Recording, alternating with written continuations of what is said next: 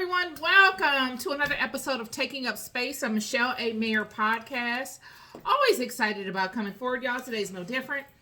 Today we're going to be speaking to something that I definitely am excited to bring forward, and hopefully you all can chime in the comments. And I'm looking forward to seeing that which I'm looking forward to see from President Trump in the upcoming years of his presidency. And it has to do with real estate in general, real estate, and also small businesses. You know, over the past 3 or 4 years, the real estate market has changed dramatically. From commercial units, sky rises, and office spaces to retail shops. I recall during COVID, I had a retail store, and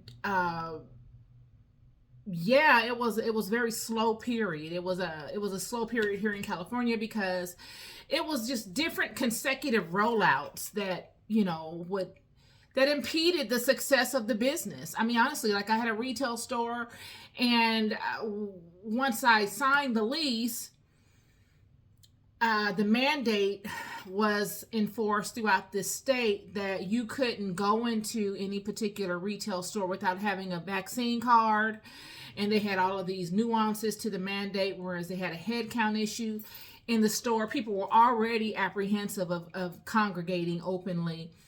And so all of these different mandates added to the fear and the stigma of COVID, making people very lackadaisical in their activities with retail in general, with going out to retail places and supporting them. Many people would lean online support to order their things. They would depend solely on Amazon and things of that nature. And a lot of the retail establishments, like myself, suffered tremendously. Also during COVID, the ban that President Trump had with the overseas receipt of goods and things of the import-export ban really did a number. That whole port situation was a whole mess. At the time, I was receiving a lot of imports from overseas, so it really affected me. I would end up paying way more for shipping than I would for the products. I mean, it was ridiculous. And if you were already, in a relationship, if you already had an open order waiting to be fulfilled, you were really up the creek. I mean, it was just a lot going on. And that brings me to my conversation today.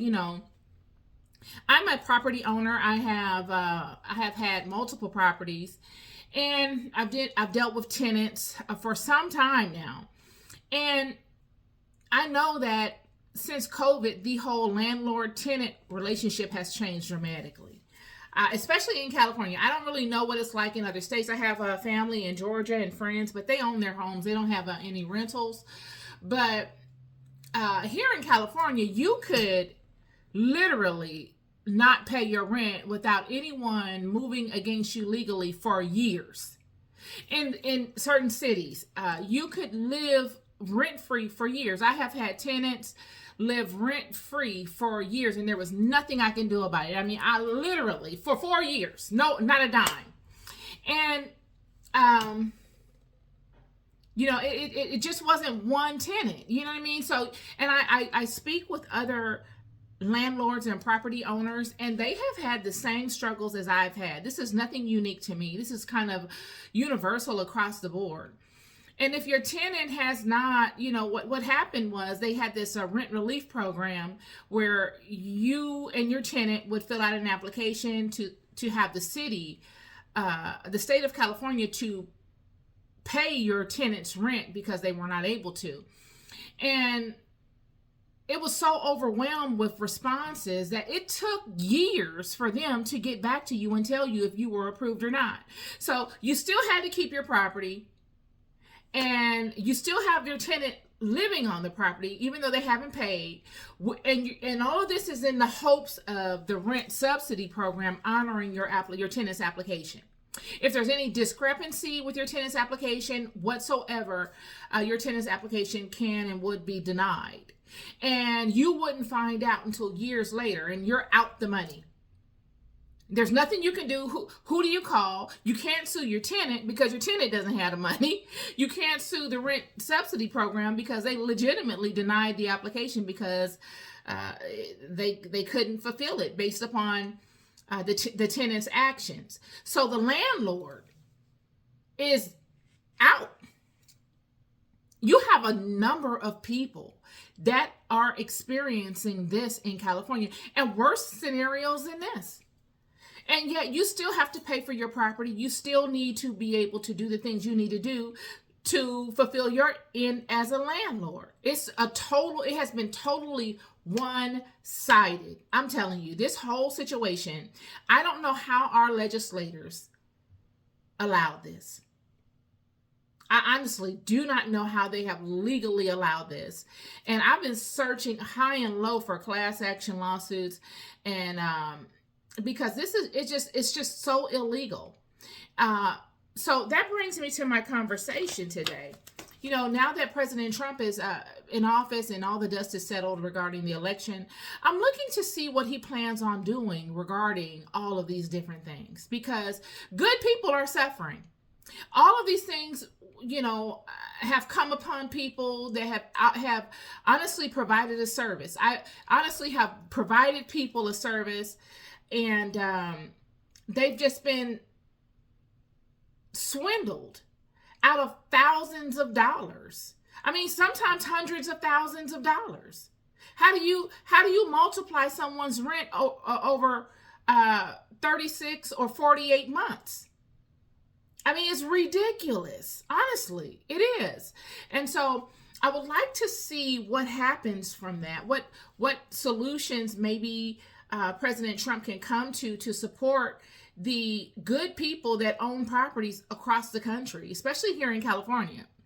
Because California, their moratorium that they had lasted years. It just expired in April of last year. Go figure. You know how long ago COVID was. This happened in 2019. So, and you know, that would be interesting to see what happens. And, you know, kudos to a lot of the mortgage companies, because they were supportive with different alternatives for property owners in the event that they could not make their mortgages or could not support themselves because of the loss of income from their tenants. So a lot was there in support of, you know, of the loss of income. But even then, I mean, you know, that income needs to be recouped. How do you recoup that income? What program is available for the landlords to ever get that money back? I mean, we know we can't get it from our tenants. They don't have it. But what is there? I mean, is there some sort of relief funding for landlords that actually lost income, regardless to if the tenant did not qualify for rent relief? Is there something that could be written in that a law passed, or some sort of mandate, emergency situation for landlords that need that money back to pay the differences in their responsibilities and their relationships? You know, whether with the mortgage company or with whomever. A lot of people had to come out of the pocket and make up the difference for the rent that their tenants didn't pay. Somebody had to pay it.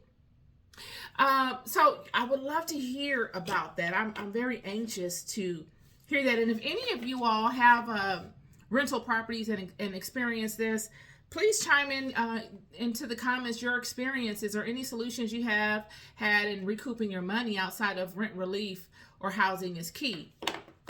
Because whenever I go to any events and I speak to people, there's always at least one person there. At least one person there. And these aren't large gatherings that has experienced the same exact problem. So it is a problem that is plaguing the residents of California, especially Los Angeles.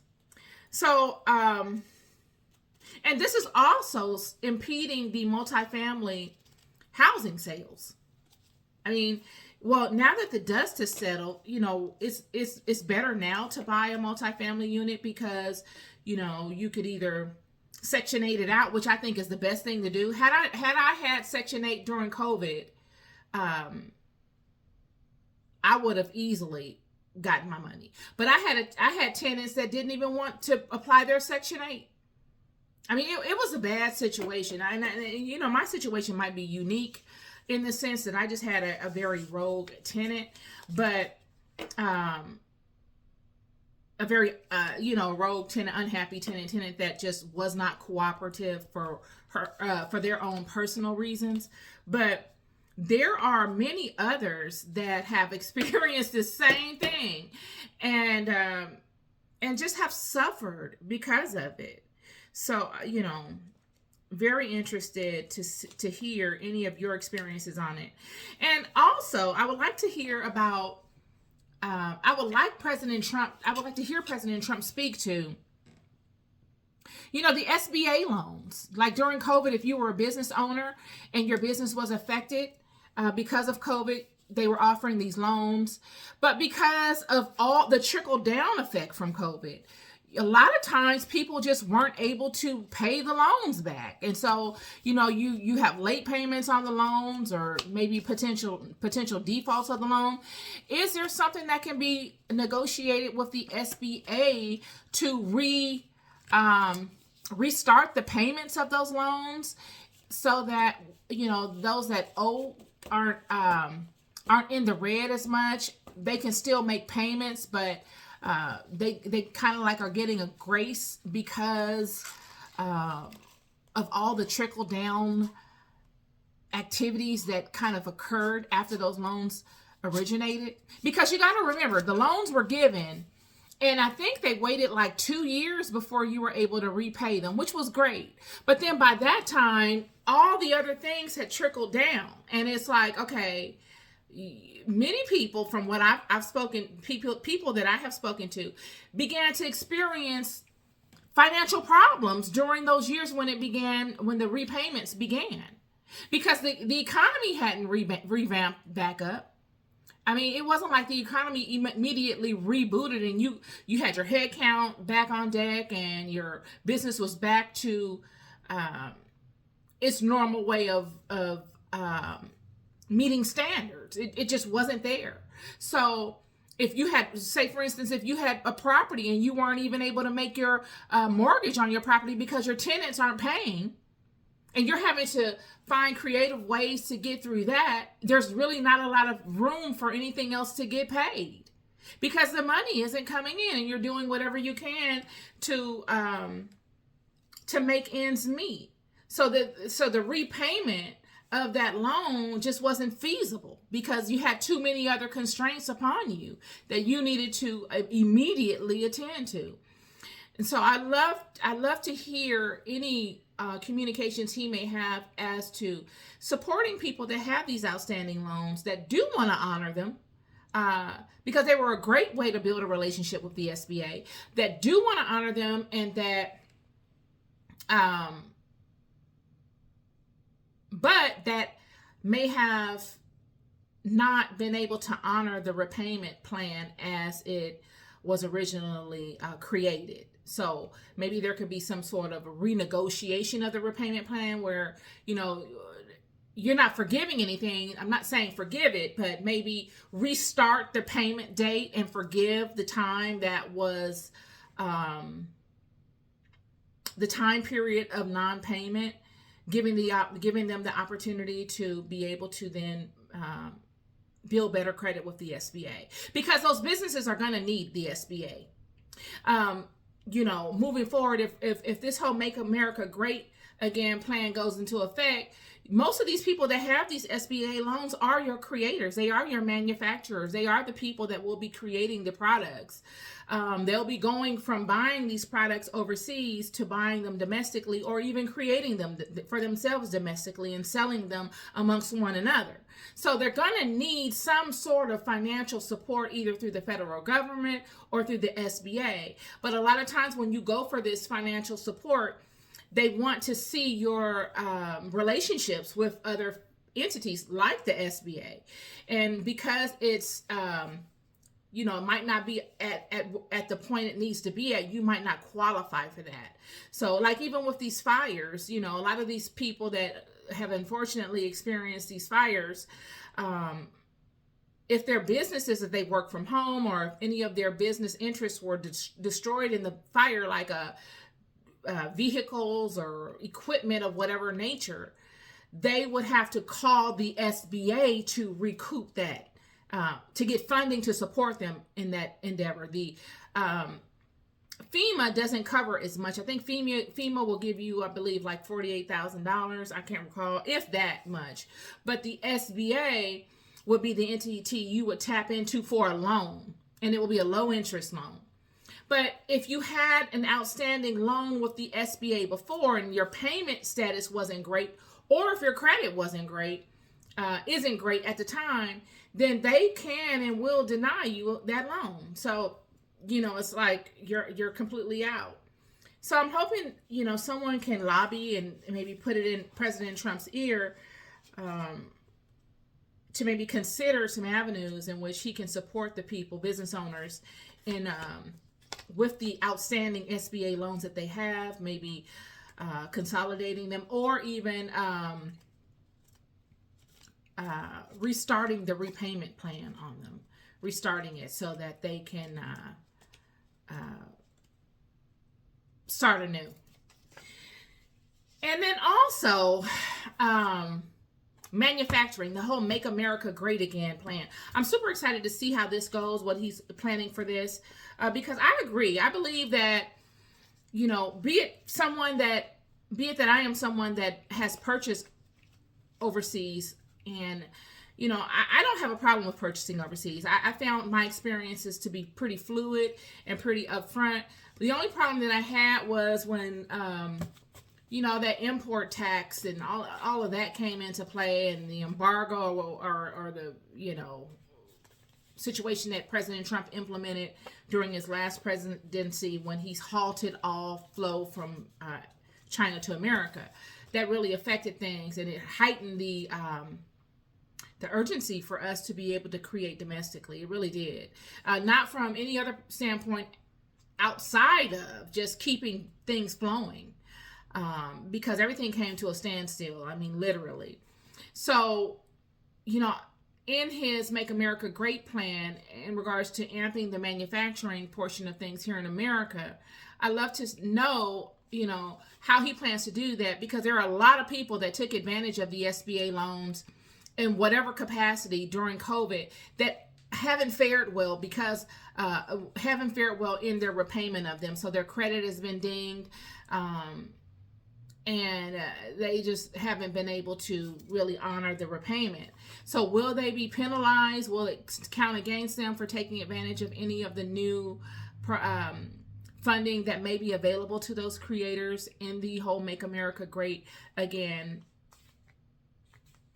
plan? That would be something to hear. And I hope that he does take into consideration these factors, because they are truthful factors. They are things that have happened and that were outside of people's control, that they, went into intentional in repaying and having a strong relationship with the SBA. But because of things that happened along the way, unforeseen circumstances, nobody had ever dealt with such things before. I mean, and then you got life stuff that happens. People, family members died, and you got people that are dealing with that. And I mean, it's just been a lot. So I'd love to hear his thoughts on that. And, all this gumbo of things together creates a very interesting soup. The commercial real estate game, multifamily real estate with these people that own these properties that are out. If you have more than one property, friend, during COVID, I had more than one property. And, man, if you didn't have a lot of tenants that were paying because they were depending on the housing is key situation, you were just up the creek. Because it wasn't like they immediately gave you your money. You had to wait for that money. Like, I had to wait at least a year for any kind of payment. Any kind of payment. And then I have had a tenant that I ain't got a payment for in 3 years. And then come to find out they got denied because it wasn't accepted. Because of fraud. And I still haven't gotten the money. So you have to take in consideration all these things. And sure, California is a tenant-friendly state, but what is the responsibility to the state, to the landlords? What do you do to support the property owners? The people that pay their property taxes and that keep the properties right. You don't even have any money to keep your property right.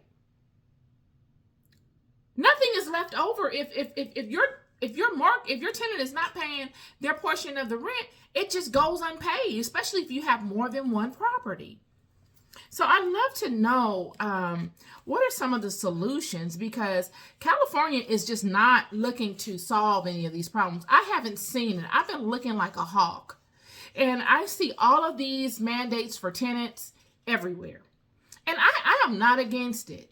I think tenants have rights. I think everyone should be treated fairly. But there's a lot of fraud going on around here, and it's a lot of deception and a lot of just taking advantage of the system.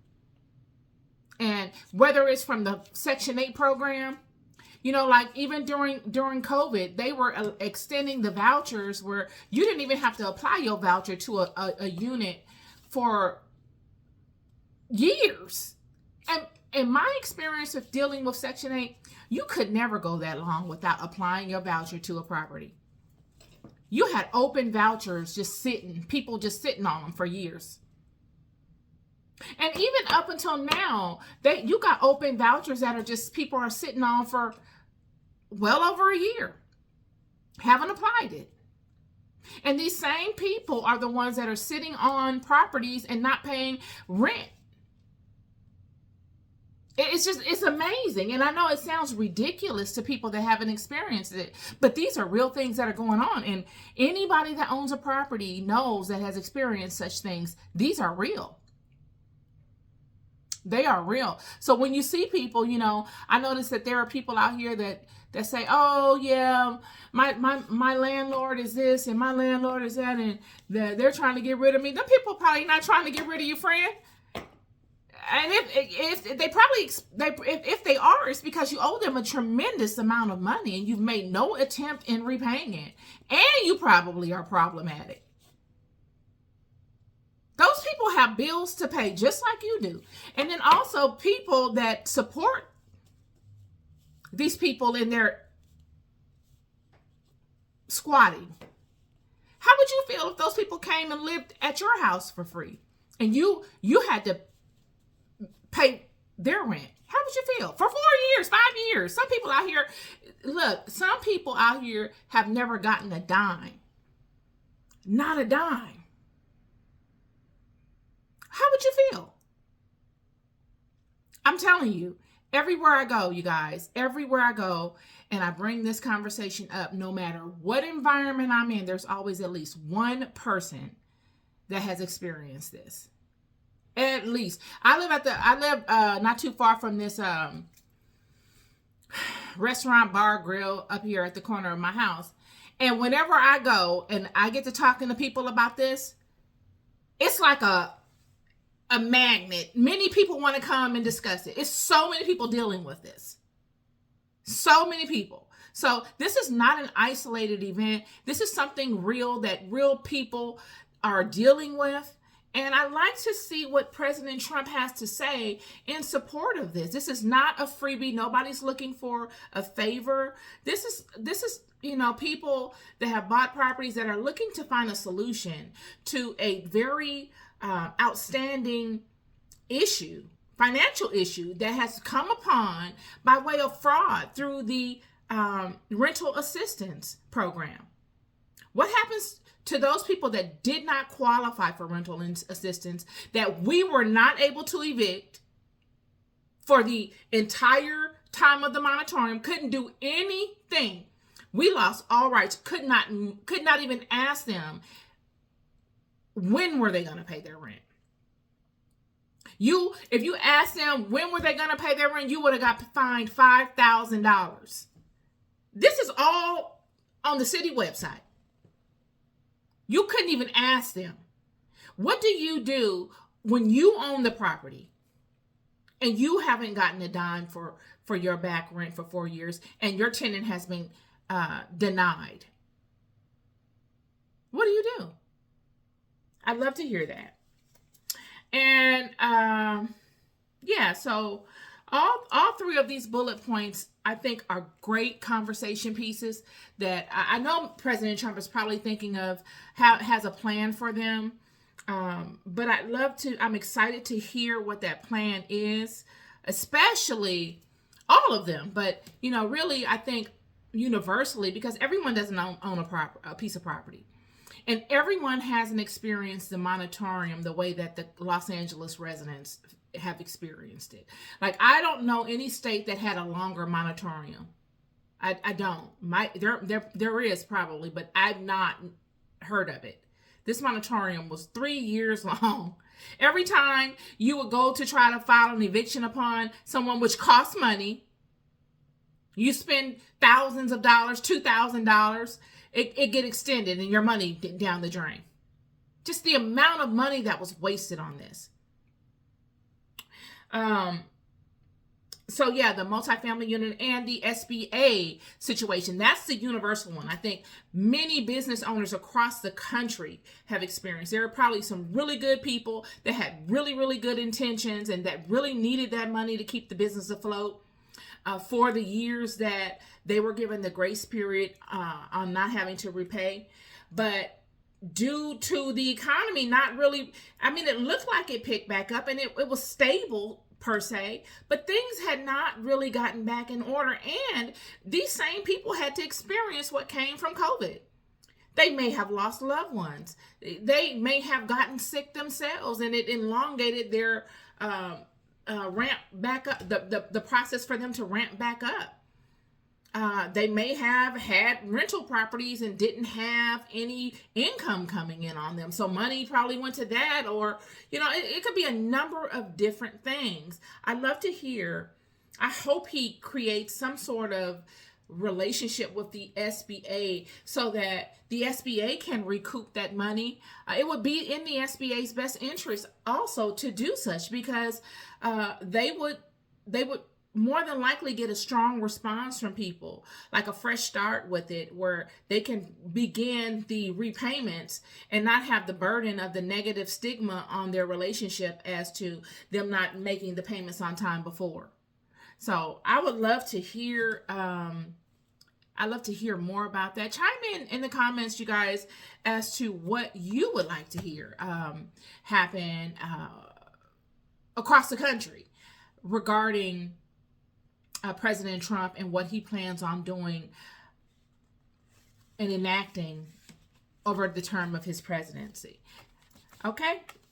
Hope all is well, y'all. Want to come on always with something useful. I think this is great. Manufacturing jobs, I think that would be a big, big, big plus. Manufacturing, especially also with the new trucking law where they're all going to be self-driving vehicles. What's going on with that? Anything new going on with that for the transportation industry? Anything new since we're not going to be shipping, since we're going to be transitioning from really purchasing overseas? What are we going to be doing as far as warehousing and logistics? Is there going to be anything in place to develop that out further here domestically, warehousing and logistics, where, small businesses can warehouse their products at a centrally located warehouse and then have them dispatched out there, kind of like Amazon does, but maybe some better rates. All these things that are really pivotal, and they're necessary. They really are. They really, really are. So, yeah. And then last thing, what are we going to do about vegetables and groceries? I know we're having this deportation situation with the Mexican immigrants, which, you know, I my heart goes out to that. It really does, because, you know, but, you know, I think he's deporting criminals, and but, you know, still, I mean, you know, I don't know, but what is our relationship like with Mexico because of this? Are we going to be able to tap into products from Mexico, food items? Are you looking to expand the farmers domestically? Are we going to grow our farming communities to what they were? All these things are really important. I love to hear his ideas on them in the weeks and months to come. You're loved more than you'll ever know. I'll never stop telling you. Be good to yourselves and be good to each other. Peace and love.